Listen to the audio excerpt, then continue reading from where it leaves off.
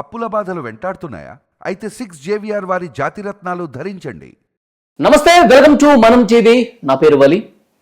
రాజ్ లావణ్య కేసుకు సంబంధించి లావణ్య గతంలో ఏం చేసింది, ఎన్ని ఇబ్బందులు పెట్టింది, ఈ విషయాలు ప్రీతి ఉదయ్ ఎప్పుడైతే మీడియాకు వచ్చి చెప్పారో అప్పటి నుంచి కూడా వాళ్ళని బెదిరించడం మొదలుపెట్టింది లావణ్య. వాటికి సంబంధించిన ఆధారాలు మా దగ్గర ఉన్నాయని చెప్తున్నారు ప్రీతి అండ్ ఉదయ్. యాక్చువల్గా ప్రీతి ఉదయ్ డ్రగ్స్ విషయాలకు సంబంధించి కొన్ని కీలకమైనటువంటి ఇన్ఫర్మేషన్ మీడియాకి ఇచ్చారు. ఆ తర్వాత ఫోన్లు చేసి మెసేజ్లు చేసి వాళ్ళని టార్చర్ పెట్టడం, వాళ్ళ దగ్గరికి మనుషులను పంపించడం, ఇదంతా జరిగినట్టుగా తెలుస్తోంది. ప్రస్తుతం స్టూడియోలో ప్రీతి ఉన్నారు. అలాగే ఈ కేసులో ముందు నుంచి ఏం జరుగుతుందో తెలుసుకుని ఎప్పటికప్పుడు లావణ్య విషయాలు బయటకు వచ్చిన ప్రపంచానికి తెలిసిన సమాచారాన్ని ఎప్పటికప్పుడు ఇన్ఫర్మేషన్ తెలుసుకుంటూ ఇది కరెక్ట్ కాదు, మంచి పద్ధతి కాదు, లావణ్యని తీరు మార్చుకొని చెప్తున్నటువంటి కరాటే కళ్యాణి గారు కూడా ఇప్పుడు మనతో పాటు స్టూడియోలో ఉన్నారు. వారితో కూడా మాట్లాడదాం. ఎస్ ప్రీతి, మీరు మీడియాలో వచ్చిన తర్వాత లావణ్యకి సంబంధించిన సమాచారం ఇచ్చిన తర్వాత, లావణ్య డ్రగ్స్ విషయంలో ఎలాంటి పాత్ర పోషించిందో మీరు చెప్పిన తర్వాత, నిజాలు చెప్పిన తర్వాత ఏమేం జరుగుతుంది చెప్పండి. కొన్ని రోజులు మీరు మీడియా ముందుకు రాలేదు. అవును. సో నేను ఎందుకు రాలేదంటే, నాకు అంటే నా వీడియోస్ ఉన్నాయి అని బెదిరించడం కాకుండా నాకు వేరే నంబర్స్ త్రూ పంపించింది. నా వీడియోస్ midnight 1 o'clockకి పంపించింది. పంపించాక ఈ పర్సన్ ఎవరో నాకు అర్థం కాలేదు. అన్నోన్ నంబర్ నుంచి నాకు ఆ వీడియో రాగానే I didn't understand. First of all it's a morphed video, morphed audio.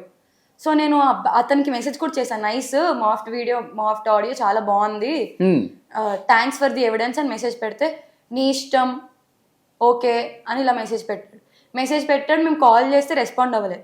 Next day morning అతనే నాకు కాల్ చేసి, ఐఎమ్ సో సారీ ప్రీతి గారు, లావణ్య నాకు చెప్పింది మీకు ఇలా మెసేజ్ పెట్టమని, మీకు నిద్ర లేకుండా చేయాలని చెప్పింది, తను ఒక సైకో అని చెప్పి అతను చెప్పాడు. ఆ వాయిస్ రికార్డింగ్ కూడా నా దగ్గర ఉంది, నేను మీకు ఇస్తాను, మీరు తర్వాత ప్లే చేయండి. ఇది జరిగింది. సో అండ్ మా ఫ్యామిలీకి కూడా కొంచెం మా మదర్ని తేయడం ఇందులో. మా మదర్ ఆడియోనే కాదు, ఎవరండి కన్న కూతురు గురించి అలా మాట్లాడుతుంది. ఓకే.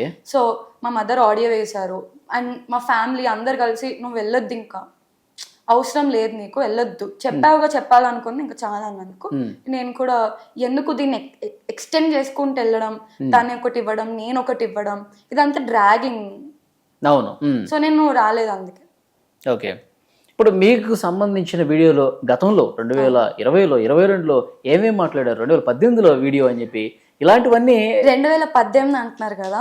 2018లో నేను ఇంటర్మీడియట్ ఫస్ట్ ఇయర్ అయిపోతున్నప్పుడే, నేను అసలు హైదరాబాద్లో కూడా లేను. I did my intermediate in Bengaluru and it is a women college.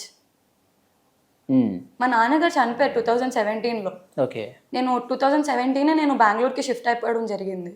So అక్కడ కాలేజ్లో నా PUC చేశాను. సో దాని తర్వాత నేను హైదరాబాద్కి వచ్చిందే ఒక ప్రాజెక్ట్ కోసం అనమాట, మూవీలో యాక్టింగ్స్ వీటి కోసం.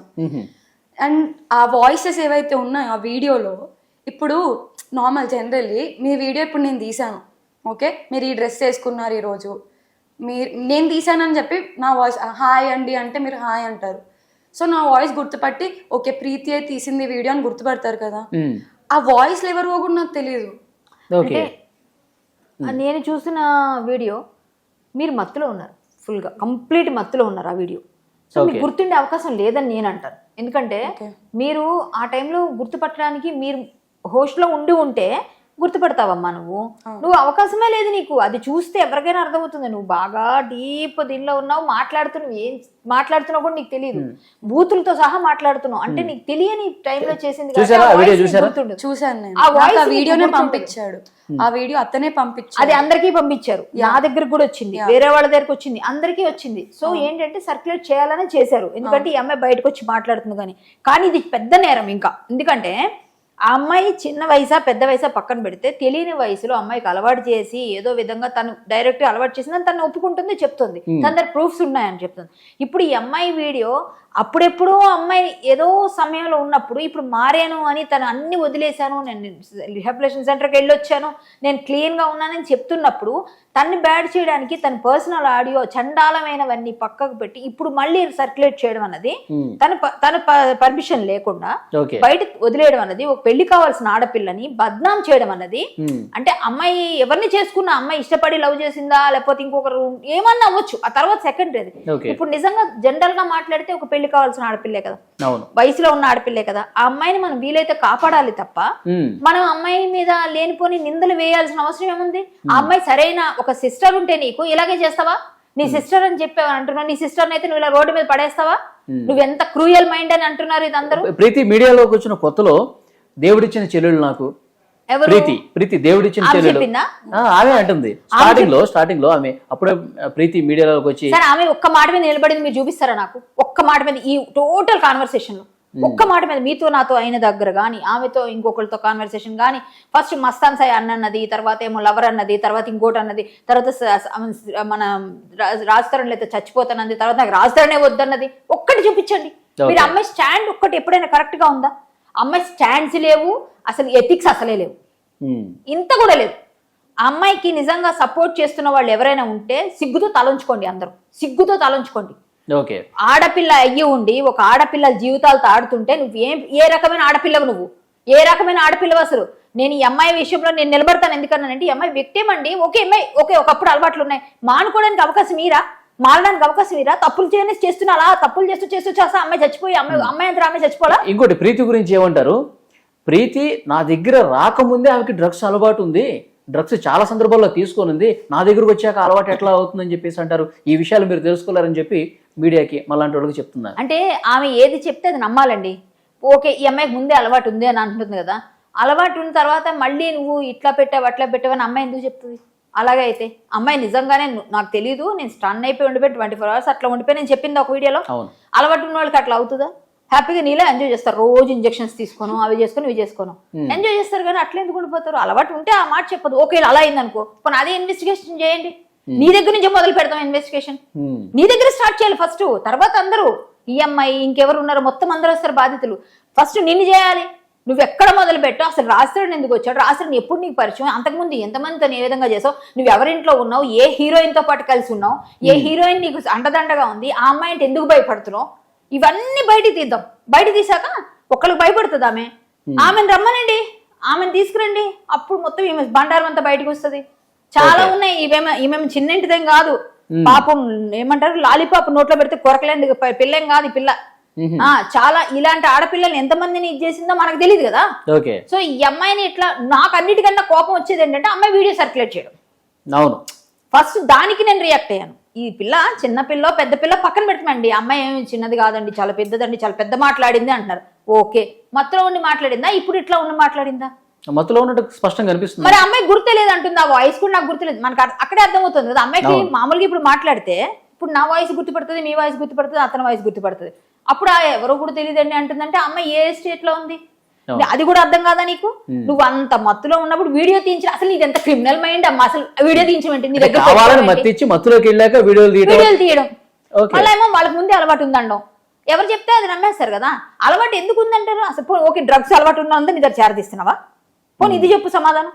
డ్రగ్స్ ఎవరికి అలవాటు ఉంది, ఎవరెవరు ఎక్కడ అలవాటు ఉన్నారు, వీళ్ళందరూ పబ్బుల్లోనో లేకపోతే ఇంకో దగ్గర అందరిని తీసుకొచ్చి నీ ఇంట్లో పెద్ద ఏదో బార్ అండ్ రెస్టారెంట్ లో పెట్టి అక్కడ డీజే అంటే ఇవిడ మంచి డీజే అంట, మంచిగా డాన్సులు అంట ఇవిడ. ఆవిడ వెళ్ళి ఆవిడ రూమ్ అంతా సెర్చ్ చేయండి, మొత్తం బార్ లో ఉంటదంట. అందరూ చెప్పుకుంటున్నారు వింటున్నాం కదా. మరి డీజే మరి దువ్వాడు జగన్నాథం మరి ఈవిడేమో మొత్తం అంతా అందరికి నేర్పించి అందరినీ చేరదీసి వాళ్ళందరూ వీడియోల కోసం పెట్టుకుంటున్నావా ఎప్పుడు అవసరం వస్తుందని. ఎంతమంది అమ్మా నీ గురించి బయట చెప్తున్నారు? ఒక్కళ్ళు చెప్తే అనుకోవడానికి. అసలు నిప్పు లేకుండా పొగరాదు అంటారు కదా, మరి నిప్పు ఉంది కదా నీ దగ్గర, పొగ అందుకే వస్తుంది బయటికి. ఏం మాట్లాడుతావు? ఈ చిన్నపిల్ల ఆడియో పట్టుకొని ఫస్ట్ ఈ అమ్మాయిలు కేసు పెట్టి నా పర్సనల్ ఆడియో నాది, నా ప్రమేయం లేకుండా సర్క్యులేట్ అయ్యింది, ఈమె కారణం అని చెప్పి ఈమె కేసు పెడితే ముందు అమ్మాయిని లోపల వేయాలండి. ఎవరండి ఆవిడ చేయడానికి? భయపెడుతుందా, బెదిరిస్తుందా? నువ్వు బయటకు వస్తే నీ వీడియో బయటకు వచ్చిన తర్వాత క్వశ్చన్ చేసావు నువ్వు, ఎందుకంటే రెగ్యులర్ గా బెదిరిస్తుంది కదా, మెసేజ్లు చేస్తున్నారు కదా. నేనేం తనని క్వశ్చన్ చేయలేదు, because I don't want to be in contact with such women. ఎందుకంటే తనని ఇప్పుడు నేను అప్రోచ్ అయ్యి ప్లీజ్ నా వీడియోలు డిలీట్ చేయమని అడిగా కూడా తను ఇంకా నాతో ఆడుకోవడానికి బ్లాక్మెయిల్ చేయడానికి ట్రై చేసి. ఇంకా ఉన్నాయా నీ వీడియోస్ ఆడియోస్? లేవు, బట్ ఉదయ్ ఫోన్ ఉందన్నమాట తన దగ్గర. ఉదయ్ ఫోన్ దొంగతనం చేసుకుని తీసుకెళ్ళి. ఆమె దొంగ కూడానా ఆఖరికి? సరే అవన్నీ పక్కన పెడదాం, ముందు ఆమె దొంగ కాదో పోలీసులు తేలుస్తారు. ఈ అబ్బాయి ఫోన్లో ఏముంటాయి మీ ఐడియాకి? నార్మల్ గా మేమిద్దరం కలిసి ఉన్న ఫొటోస్ కానీ అవన్నీ. అంటే బాగా ఇంటిమసీతో ఉంటావా? అదేం ఉండదు కదా, మరి దానికి ఎందుకు మీరు భయపడుతున్నారు? డాన్స్ చేస్తున్నాను కదా నేను, స్మోక్ చేస్తూ అలాంటివి. అంటే అంటే అక్కడ డీజే ఉంది కదా మేడం, అక్కడ మందు తాగటం కావచ్చు. ఈ డ్రగ్స్ తీసుకున్నారండి అక్కడ, ఈ డీజేలు పెట్టుకున్నారండి, మందు తాగుతున్నారండి. ఆ టైంలో సిగరెట్లో కూడా గంజా పెట్టి ఉంటదంట కదా, అన్ని పెట్టి అవి కూడా తీసుకుంటారు. వీళ్ళకి తెలియని వయసులో తెలియని టైంలో అన్ని పిచ్చి అలవాట్లు చేశారు. ఎవరు చేసినా వీళ్ళు చేసుకున్నా తప్పే, వీళ్ళకి కూడా బుద్ధి లేదు నిజంగా చెప్పాలంటే.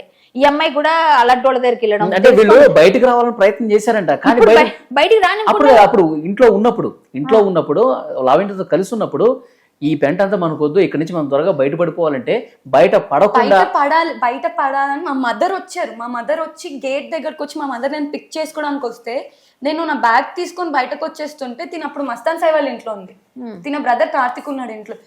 దాన్ని పంపియకరా బయటికి, దాన్ని పంపియకరా, దొంగతనం చేసుకొని వెళ్తుందిరా ఇంట్లో నుంచి, నా చైన్ తీసుకెళ్ళిపోతుందిరా అంటే మా మదర్ నన్ను నువ్వు దొంగతనం చేసి వచ్చావు అంటుంది లావణ్య, నువ్వు ఆ బ్యాగ్ తీసుకొని రాకంటే నేను నా బ్యాగ్ తీసుకొని వస్తా అని మా మదర్ నన్ను నమ్మట్లేదు. మా సొంత అమ్మ నువ్వు దొంగతనం చేసావు అంటుంది మా మదర్ కూడా నన్ను.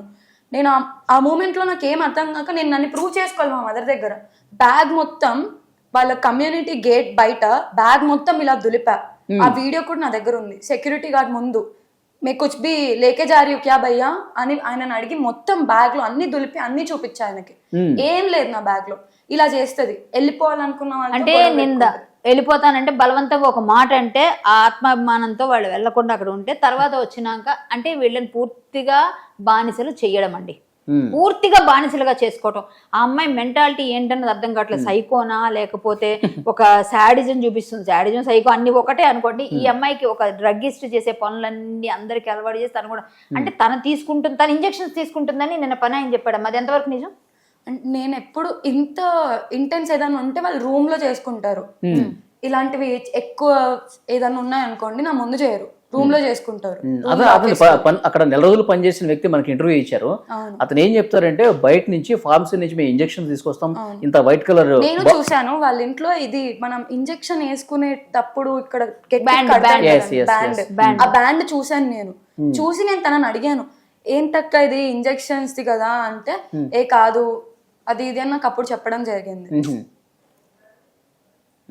బ్యాడ్ అంటే ఆఖరికి మన సినిమాలో చూస్తూ ఉంటాం బ్యాండ్లు పెట్టుకొని అట్లా ఒక రకమైన ఫేస్ ఎక్స్ప్రెషన్స్ పెట్టి అంత డీప్ గా ఉన్నారు వాళ్ళు.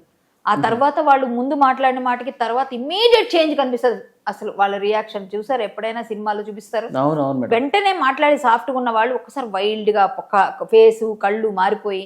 ఈ అమ్మాయి కూడా అసలు ఏ స్టేట్ లో ఉందో గానీ నిజంగా అండి అమ్మాయి చేస్తున్న తప్పుల మీద తప్పులు చేసుకుంటూ తనే గొయ్యి తీసుకుంటుంది. మొన్న చెప్పాను ఇప్పుడు చెప్తున్నా, ఇలాంటి ఆడపిల్లల్ని అడ్డు పెట్టుకొని ఇంకొకరు ఎవరు ఆ వాయిస్లు లేకపోతే వీడియోస్ అందరివి ఉదయ్ ఫోన్ తీసి పెట్టుకోవడం ఇవన్నీ చేయడం వల్ల అమ్మాయి చాలా వల్గర్ గా బయట ట్రాప్ చేసేయడం ఒకటిను, మళ్ళీ వాళ్ళు వీడియోలు తీయటం, బ్లాక్మెయిల్ పెట్టుకోవడం. నాతో ఇలా కూడా ట్రై చేసిందండి. ఒక అబ్బాయిని పిలిచింది ఒక రోజు ఇంటికి. ఒక అబ్బాయి మస్తాన్ సాయి వాళ్ళ ఇంట్లో జరిగింది. అప్పుడు తిను మస్తాన్ సాయితో కలిసినప్పుడు నేను తినతోనే ఉన్నాను. రాజ్ తరుణ్ తిను కలిసి ఉండేవారు కాదా? తిన సపరేట్ బెడ్రూమ్. ఏ ఇయర్ నుంచి? నేను 2022 నుంచి చూస్తున్నాను వాళ్ళని. 2022 అప్పటి నుంచి కూడా రీసెంట్ టైమ్స్ లో కూడా నెవర్ సీన్ దెమ్ అంటే ఒక రిలేషన్షిప్ కానీ ఇలా ఎప్పుడు నేను చూడలేదు.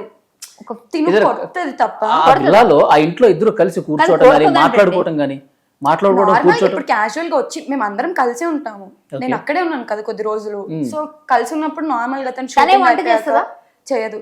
పని మనిషి ఉన్నారు, ఒక పని మనిషి తీసుకొని వస్తుంది. ఆ పని మనిషి 1 month కంటే ఎక్కువ ఉండరు. ఒక ఫ్యామిలీని తీసుకొస్తుంది. ఆ ఫ్యామిలీని మొత్తం టార్చర్ చేస్తే 1 month కాకముందే వాళ్ళు వదిలేసి వెళ్ళిపోతారు. ఇలా నేను రాజధానికి వంట చేసి పెట్టేదా? వాళ్ళ మదర్ ఫాదర్ కి పెట్టేదా? మరి చెప్పిందిగా అసలు వాళ్ళ మదర్ ఫాదర్ ఎప్పుడో ఒకసారి వస్తారంట, 6 నెలలకు ఒకసారి వస్తాము. అసలు నేను 3 years ఇప్పటి వరకు చూస్తున్నాను. నేను ఉన్నాను ఇప్పటి వరకు ఎప్పుడు రాలేదు వాళ్ళ మదర్ ఫాదర్.